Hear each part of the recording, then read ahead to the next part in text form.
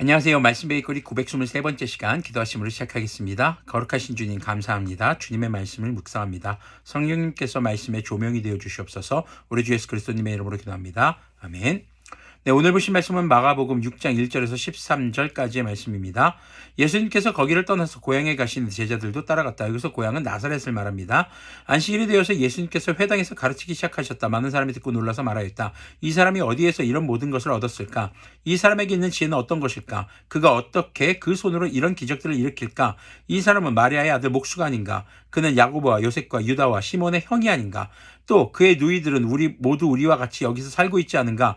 그러면서 그들은 예수님을 달갑지 않게 여겼다. 그래서 예수님께서 그들에게 말씀하셨다. 예언자는 자기 고향과 자기 친척과 자기 집 밖에서는 존경을 받지 않는 법이 없다.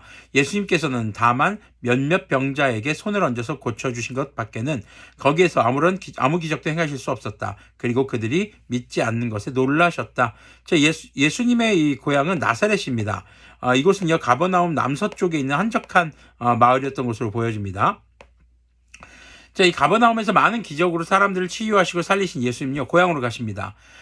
도착하신 날이 안식일인지 안식일이 되어서 사람들이 회당에 모였고 그때 가르치기 시작하신지 도착하신 다음에 안식일이니까 찾아온 것이죠. 정확하지 않습니다. 하지만 사람들이 예수님의 가르침을 듣고 놀랍니다. 또 예수님의 행하시는 일들을 보고 아주 놀랍게 기이하게 여깁니다. 그렇지만 그들이 지금 그 지혜의 말씀보다 또 예수님의 능력, 권위보다 예수님의 출신적인 측면에 집중하기 시작하면서 그들이 걸려 넘어지기 시작합니다. 세번역에서는요, 예수님을 달갑지 않게 여겼다라고 하는데 그것이 예수님께 걸려 넘어졌다. 우리가 흔히 교회에 다니는 사람들이 많이 쓰는 표현 중에 하나가 실족하다라는 말이 있죠. 실족하다는 건 발을 헛디다, 넘어지다 이런 표현입니다. 주님께서 하시는 말씀이 놀라운 지혜였지만 또 행하시는 일들이 놀라운 능력이었지만 지금 목수의 아들, 그 나사렛 지역 사람들이 다 알고 있는 것이죠. 또 그곳에 살고 있는 사람들이 바로 예수님의 형제였고 그러다 보니까 예수님이시기에 그토록 지혜 있는 말씀을 하시는 것이 달갑지 않았던 겁니다. 그것이 결코 그들에게 감동이 되지 않고 오히려 배척하는, 예수님을 밀어내는 이 문제가 됐던 것이죠. 결국에 예수님은 속담을 인용하시면서 선지자, 예언자는 고향과 친족들에게 배척을 받는다 이런 얘기를 하십니다. 예수님께서 겪으시는 일이 이와 같은 것들이라고 속담의 내용이라고 이야기하시면서 다른 지역과 달리 몇몇 병자만의 병을 치료해주는 그런 일만 하십니다.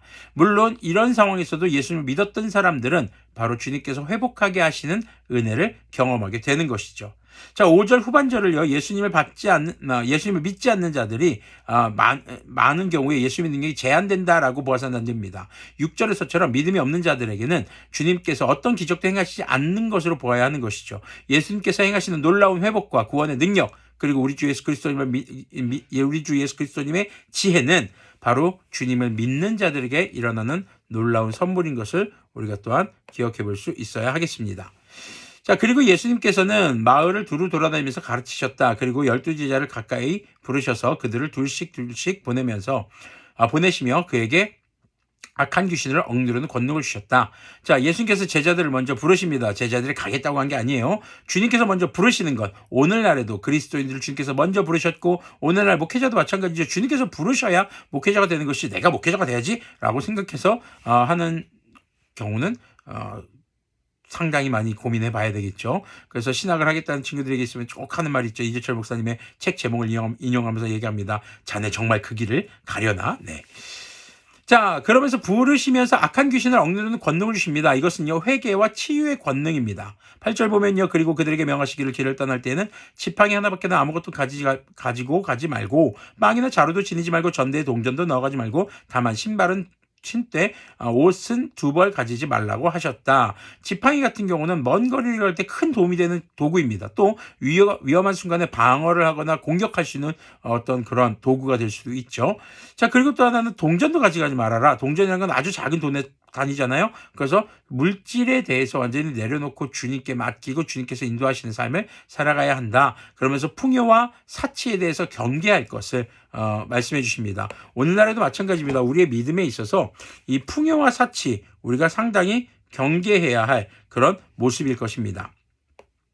자, 또 그들에게 말씀하셨다. 어디서 어느 집에 들어가든지 그곳을 떠날 때까지 거기에 머물러 있어라. 주님께서 인도해 주신 곳에 대해서 자신의 기호에 따른 그런 불평이 사라지지 말아야 하는 것, 그리고 그곳에 인도하신 주님의 뜻에 집중해야 되는 것을 강조하는 것으로 볼 수 있겠습니다. 11절 보면요. 어느 곳에서든지 너희를 영접하지 않거나 너희 말을 듣지 않거든 그곳을 떠날 때에 너희의 발에 묻은 먼지를 떨어서 그들을 고발할 증거물로 삼아라. 먼지를 떨어버린다는 행동은요, 그 사람과의 관계 단절을 의미합니다. 한마디로 그들의 죄에 대해서 그들이 영접하지 않고 그들이 회개하지 않고 그들이 지금 회개할 기회가 있었음에도 그러지 않은 것에 대해서 자신들은 아무런 연관이나 책임이 없다는 것을 표현하는 행동이고, 오직 그들의 죄로 인해서 나중에 심판받게 될 것이라는 증거가 될 것이라는 것이죠. 12절을 보면요. 그들은 나가서 회개하라고 선포하였다. 그들은 많은 귀신을 쫓아내며 수많은 병자에게 기름을 발라서 병을 고쳐주었다. 예수님께서 제자들에게 전하게 하신 핵심적인 복음 선포는 바로 회개였습니다. 그리고 회개의 복음이고, 그 회개의 복음이 전해지는 곳에 악한 영들이 떠나갑니다. 그리고 기름을 발라서 병을 고쳐주었다라고 하는데, 이 기름은요, 지금으로 따지면 약입니다. 약. 당시에는 이제 올리브유에 여러 가지 약효 성분이 들어있는 것들을 우려내서 쓰기도 했었죠. 그렇게 지금 오늘날로 따지면 이 의술도 바로 이런 주님의 은혜에 따른 병고침의 은혜라고 볼 수 있을 것입니다. 자, 오늘 말씀을 보면은요, 믿는 자의 것.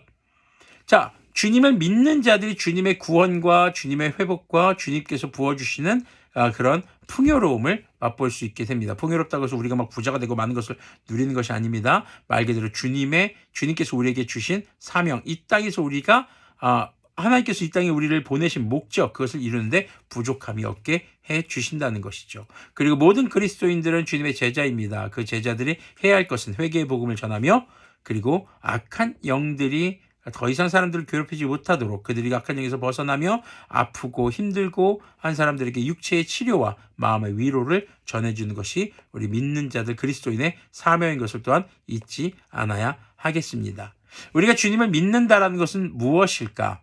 주님의 말씀, 주님의 향하시는 능력, 성경을 통해서 우리는 그 예수님을 믿는 것입니다. 그리고 그 예수님께서 우리에게 주신 사명 또한 믿는 것입니다. 그래서 주님을 믿는다는 것, 그것을 통해서 우리는 주님의 뜻을 행할 뿐 아니라 주님의 구원에도 참여할 수 있게 되는 것을 우리가 잊지 않았으면 좋겠습니다. 그래서 믿는다는 것은 생각으로 관념적으로 믿는 것이 아닙니다.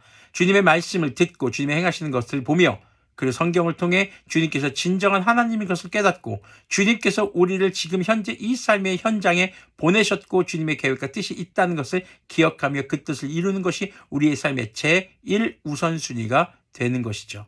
그렇게 예수님을 바르게 믿는 우리들이 되기를 소망합니다. 기도하겠습니다. 거룩하신 주님 감사합니다. 주님의 말씀을 묵상했습니다. 주님의 뜻을 깨달아 행하며 주님의 뜻이 이 땅 가운데서 우리의 삶의 현장에서 이루어지기를 바라는, 그렇게 이루어가는 우리들이 될 수 있도록 긍휼을 베풀어 주시옵소서. 우리 주 예수 그리스도님의 이름으로 기도합니다. 아멘. 네, 오늘도 우리 주 예수님을 믿기에 참 좋은 날입니다.